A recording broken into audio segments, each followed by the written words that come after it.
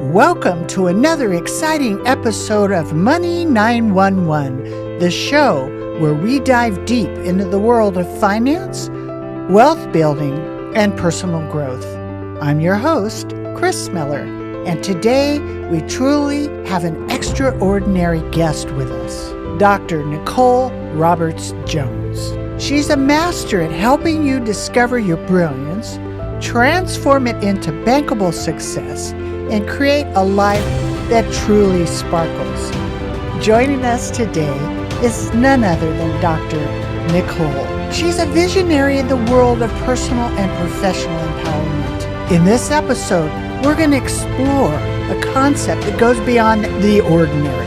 It's about bankrolling your brilliance. Get ready for insights, strategies, and inspiration that will change your thinking and supercharge your journey to financial empowerment. Please welcome Dr. Nicole.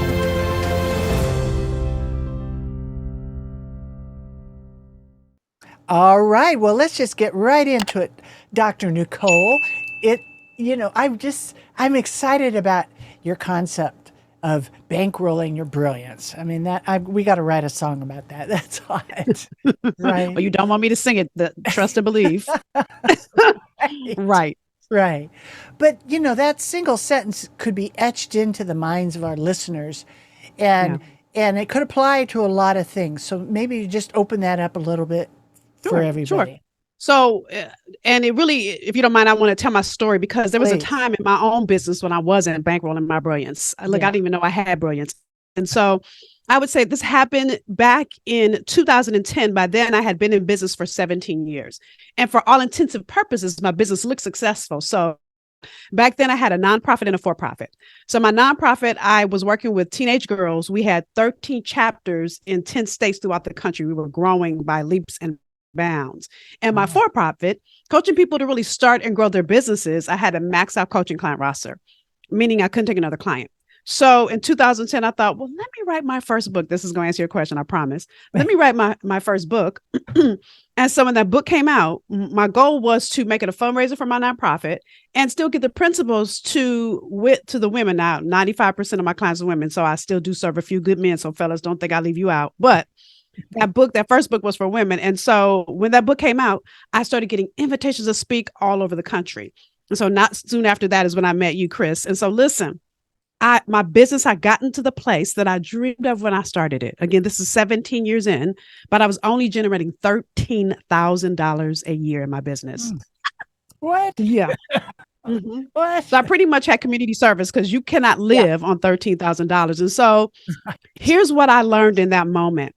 Number one, we all have brilliance. Number two, there are areas of your brilliance that are in your blind spot. And so I hired a coach. That coach began to show me all my blind spots. And to make an even longer story short, what she said to me is, Nicole, aren't you an adjunct professor? You taught at USC, you teach at Boston University, and what you teach is program development. So to make an even longer story short, what she started to do was show me. And in that moment, when I began to see all the layers of who I was that I didn't even realize because we're on autopilot, I started to see all the money I was leaving on the table, and I began to see that I had a methodology in me. I went back to my room because I was at a conference with my coach, and we had this epiphany conversation. And I created what I call now my brain's blueprint. That blueprint generated $200,000 within 6 months. What? And I've been growing by leaps and bounds. So again, one, I learned that I had brilliance that I was overlooking. Two, I had to let go of ego because that little me teaching and all this stuff. I was full of myself. Let me keep it real. And then number three, I had to package it so that I could serve more people without having been present. So that's really what I mean by bankrolling your brilliance, is understanding you have a brilliance zone, right? Knowing there are areas in your blind spot that you can't see because you don't do what you do to you. And then three, learning all the ways that I can package it to benefit other people that then brings money back to me. Well, I just got to say this. I had the honor to work with you when I was trying to put together, and I say trying because that was like a forced thing of at that time was 25 years of my brilliance and package it into a conversation. And you took me to the next level. I mean, you consolidated all this craziness that was in there. And can I say, Can I say this? Because some of your listeners are in the same place you were in, Kris. You're not alone. All of us are like this because, again, every morning you wake up, you're Kris. You can't decide tomorrow, Right. oh, well, I can't say, I think I want to be Kris Miller today. Yeah, no, that won't work.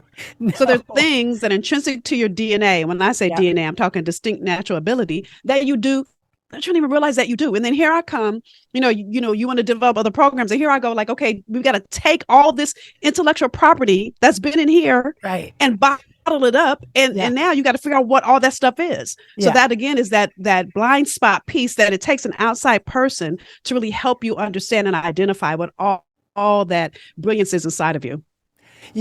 And it's just amazing how when you consolidate it, like kept using the word retirement and people hated the word retirement, right? You said life after work. Oh, life after work. And I just recently found out retirement that was an old saying when they put cows out to pasture. No wonder people don't like that word. Well, right? Not only that, but I'm technically in the age where I should be talking about retirement. However, I don't want to feel like my grandmother, right? We're much younger these days. And so I think those words fall different on our spirit. And so it's really looking at who's your ideal client and really how do you package your brilliance in a way that they will receive it. Exactly. In a world that's filled with so much noise, distractions, and so how are people going to be able to stand out and ensure that their brilliance is noticed and it's pretty competitive? So what? How do they do it? So what's interesting is when you begin to stand, and so again, I called it your DNA. Now, mind you, when I first came up with this DNA thing, I'm not a scientist, so anybody that might want to correct me, please feel free. I looked up DNA. Okay. So again, I say distinct natural ability. But here's the thing that's interesting, Kris, is we all have, this is where somebody might correct me. I can't remember if it's 2.4 or 4.2 billion cells. So you got a lot of cells that make up your DNA. Okay. So, but the thing that's interesting is no two of us have the same molecular makeup. Right. So when you get clear on who you be and how you do that thing. So are there other people that teach what I teach? Yes. But there's a way that Nicole does it that's different than everybody else because I am my own unique person. So that really, to me, is what differentiates you. You don't need to try to be different. You need to try to be you. When you're clear on who you are and what those differentiators are. So when I look at who I am, so I'm one part comedian. Sometimes I'm corny. So some of y'all will get some of the corny today. Sometimes I might be funny. I'm one part Jesus girl. You'll get, a little bit of Jesus when you with me. That's who I am. Right. But I'm also a strategist. And so I can always see the strategy that's there. Those are the pieces that are uniquely who I am. I've been this way since I was 5. Maybe before, but I don't remember before 5. So when I stand in that, I'm not apologetic about that. That is what makes me different. The same with everybody. The same with you, Kris. When you start to stand in who you are, and we just tweaked a couple words, not say them, just say them in a different way that makes you uniquely who you are. And I've watched you grow, and it's been amazing to watch. Oh, thank you so much. You've worked with so many successful women experts and coaches and professionals. I mean, your roster is huge. What do you think are common characteristics or habits that you've observed that successfully bankrolled the brilliance? So one is you've got to be committed to lifelong learning. I always say your brilliance, your purpose matriculates. So it's interesting that we know how we matriculate through the education system. We go through kindergarten or preschool for some of us, and then there's elementary and junior high or middle school. Some people call it different. High school. Some of us go on to college or university. And so we know the end from the beginning in the education matriculation process, but our purpose, our brilliance, we do not. So what happens is we get to a certain level. And I know for me, I had the job that I had. You guys know that list you make in your 20 with all the checks. Right. With I'm going to have this job and then I'm going to do this job. And then it comes to a point for many of us where you either are bored, you don't feel fulfilled, you feel like you don't have meaning. And so that means it's time for your purpose, your brilliance to matriculate and grow to the next level. So I think the biggest thing is that you've got to be committed to growing you always, so that you never sit in complacent. You don't settle for good enough. Always say I'm allergic to average, right? Right. And when you're bored, it just means there's room for you to grow. And so I think the biggest factor, especially for people that want to scale, for CEOs that want to grow their business, for people that want their business to really work while they're not present, is really looking at what are you not doing, and how can you do what you do in a different way so that you can grow you and grow your business at the same time. There you go. So let's explore a little bit about Brilliance currency. Okay. So if you had to create a brilliant currency, like a bill, like a, currency, and it had your face on it, what denomination, what inspirational message would be on there? What's interesting, okay, I don't know about the denomination, but what popped in my mind when you said that is the word profit means to gain. Uh-huh. So my goal in everything I teach is that, yes, you gain, but ultimately all of us are gifted by God. We get these gifts when we come to this earth. Right. And when we operate in that gift, it's a gift back to God. So profit means gain. So God's profiting, you're profiting, but the people that you serve are profiting too. So I think it's really looking at all the ways that your profit is reciprocal. It's for you and for your client and for all those that then your client serves. You're part of that profit too. So I think the currency for me, and when I think of currency, I think of movement. Right. Is how everybody gains when you stand in the full power of who you be. That's it. Who you be. Right. And often on the journey, I can testify, right? And monetizing the brilliance and overcoming the self-doubt and the imposter syndrome and the inner critics. I mean, I know I still got those things, blah, blah, blah, right? Going on. So right. How do you tell people to fully embrace their unique talents? So that inner critic comes, again, I just talked about the brain's matriculating, right? Right. So when you're growing into this new area that maybe you've never done before, or expanding the use of your gift, you're going to doubt yourself because you've never done it before. I was telling a story to a client earlier. I remember when I first started teaching at a university level, and mind you, I didn't apply for the job. One of my teachers came and said, "Oh, Nicole, can you come talk to my class?" Sure. I go talk to her class, and she says, she should be teaching. And I'm like, I get a call from the dean with an offer. Right. So I'm saying that because, listen, my very first teaching day, this is a true story, and I'm about to do my mentor no justice. I'm about to mess up her Caribbean accent, so y'all bear with me. And yes, it's going to be horrible. But listen, I'm standing in the faculty lounge, and I pause because I see my name on the mailbox, and I'm blown away. And she walks in, and she goes, "Nicole, what are you doing in here?" That's a horrible accent. And I said, "Oh, I'm teaching." She goes, "You?" And I said, "Yes." And she said, "Let me gift you with something." And I'm like, "Oh God, what is she about to say?" She said, "They don't know that you don't know what you're doing." And she said, "Let me say it again. They don't know," talking about the students, "that you don't know what you're doing. Never give them your power." Right. Yeah. And so what that showed me was that all of us have doubting moments. If I could stand in the full power of who I knew I was bringing to that classroom, do I have to have every answer? No. But there was a level of brilliance that I was bringing because, again, I got offered the job. I didn't apply for it. So when I did have students question me, I was able to remember what she said. So what does that have to do with this whole thing you just asked me?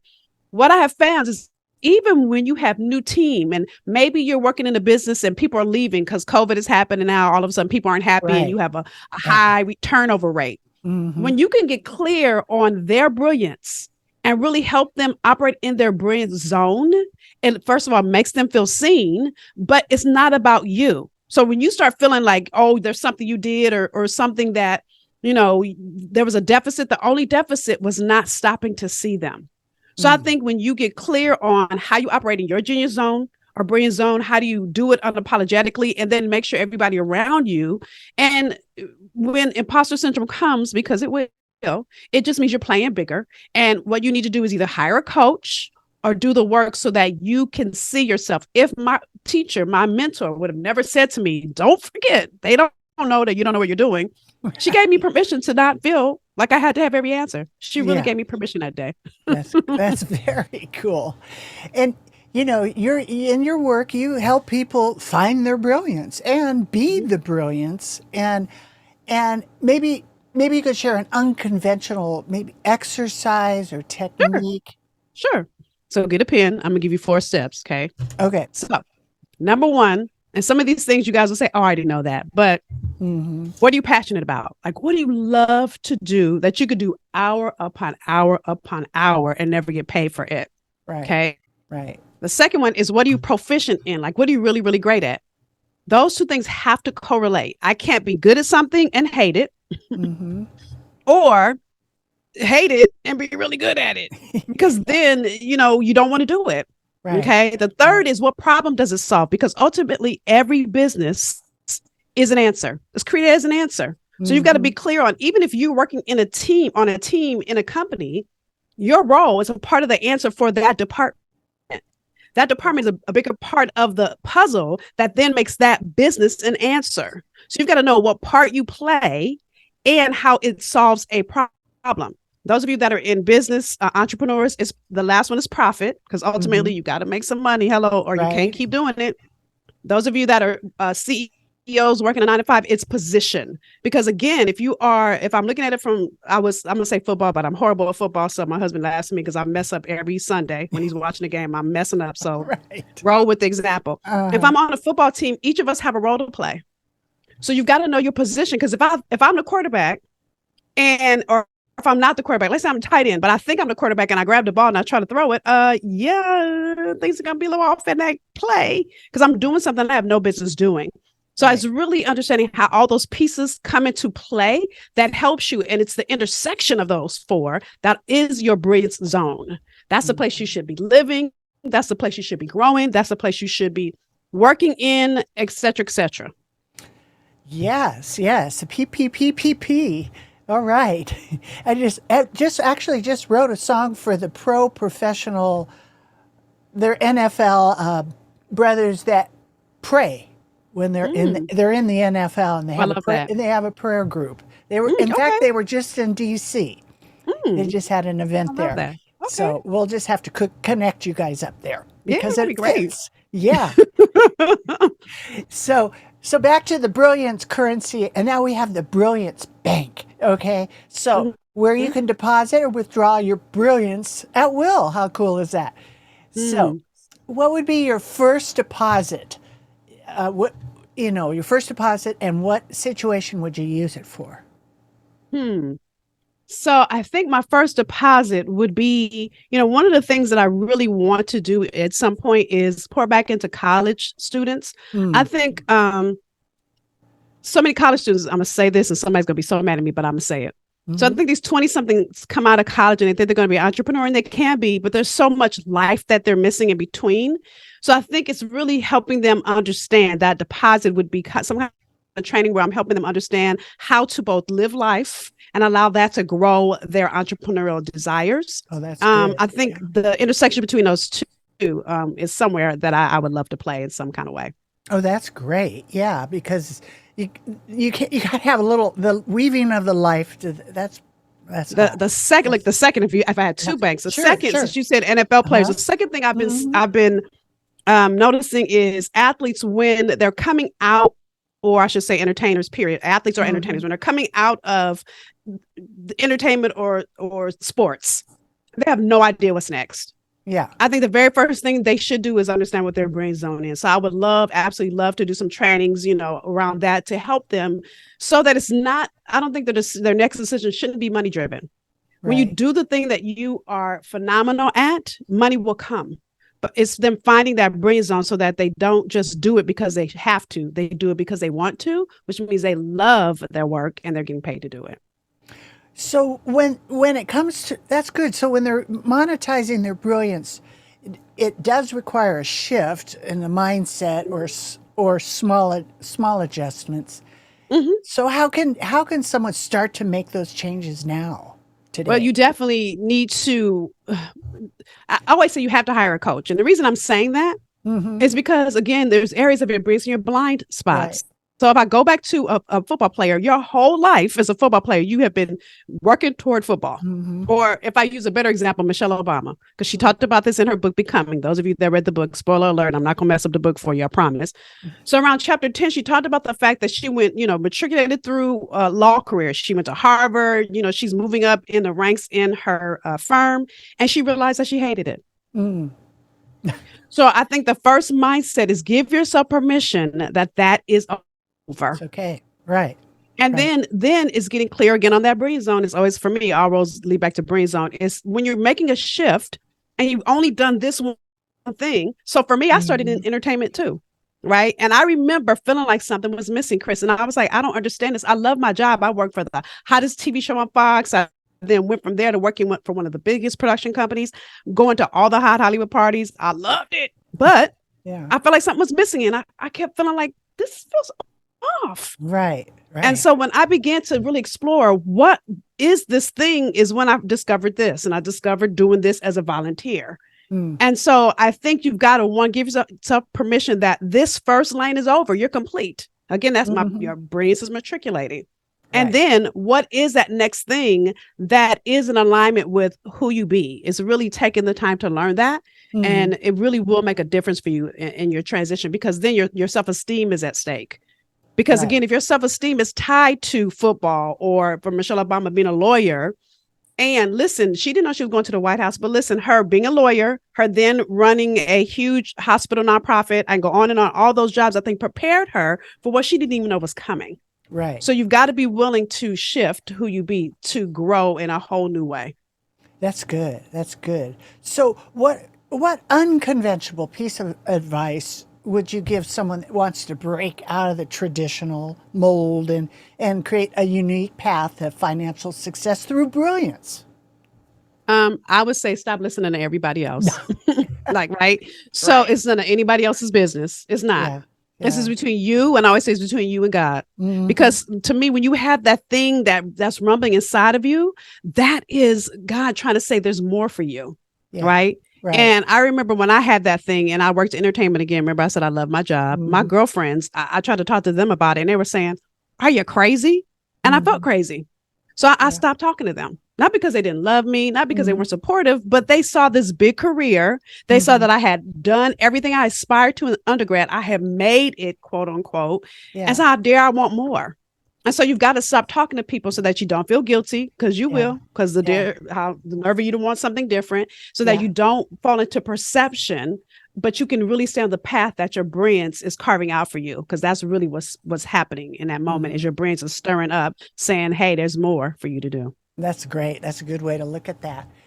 So just to maybe share with everybody something that you're really hot to trot on right now, excited about? It's so funny. I can say so many things. I think the thing I'm most excited about is really having the opportunity now to work with corporations to help employees. When many people quit a job, it's not because they don't like where they are. What I'm finding is they're just in the wrong seat on the bus, as Jim Collins would say, from good to great. Let me give him credit. Right. So it's helping people get in that right seat that's in alignment with their brains, and they outperform. They stay and they do way better because they just need a shift. And so that's the thing I'm really excited about, is really doing that work with corporations now. Very cool. And we're broadcast on the C-Suite Network, so that works out good. And as we wrap up, right, maybe leave the listeners with a powerful, brilliance manifesto, right? If you want to just leave a few guiding principles. Sure. Let me see. So you're asking a good question. I'm like, I got to think. Usually I can just answer. I think the biggest guiding principle is, I call it the be, do, have formula. Okay. I think they call us human beings, but we're not. We're human doings, because we focus on what do I need to do, what do I need to do, what do I need to do. Right. But we forget to be. I think the greatest gift that I have given myself is a daily, at least 20 minutes. If I can do more than 20, I do more. I try to do 20 in the morning and 20 at night, where I just get to be. No agenda, whether it's listening to music, but it's like you've got to give yourself that being time, so that it's the be plus the do that you would then have the life that you've always dreamed of. Beautiful. That's beautiful. Tell everybody how they can get in contact with you. Yay. So NicoleRobertsJones.com for those of you, free gift for those of you that are entrepreneurs and you want to create more revenue streams in your business, go to bankrollyourbrilliance.com. Free book gives you 15 ways to profit from your gift, even if you want to start a business alongside your 9 to 5. And those of you that are in companies and you want me to come in and work with your team, go to NicoleRobertsJones.com and go over to my corporate side and you'll see all the work that we do in corporations as well. Awesome. Dr. Nicole, it's so great to see you again and share some more. And we'll look forward to having you come back again, too. Yeah, I love it. Yeah, so good to see you. Thank you for having me. All right. Thank you. That's a wrap for today's episode of Money 911. I hope you found this exploration of bankrolling your brilliance as fascinating and empowering as I did. A huge thank you to our brilliant guest, Dr. Nicole Roberts-Jones, for sharing her wisdom and insights with us today. Remember, your brilliance is your most valuable asset, and now's the time to take it to the bank. If you've enjoyed this episode, don't forget to subscribe, rate, and share with your friends and colleagues who could benefit from unlocking their brilliance. Until next time, keep embracing your uniqueness and building your wealth because the world needs your brilliance. I'm Kris Miller, signing off from Money 911. See you in the next episode. There's so much to learn about healthy money. I hope today's discussion brings you one step closer to securing and protecting your future. So you can get started on the right foot, go to meetwithkrismiller.com and schedule your free financial fitness strategy session. Thank you for listening, and please subscribe to Money 911 so you don't miss our next episode, which includes health, wealth, and peace of mind.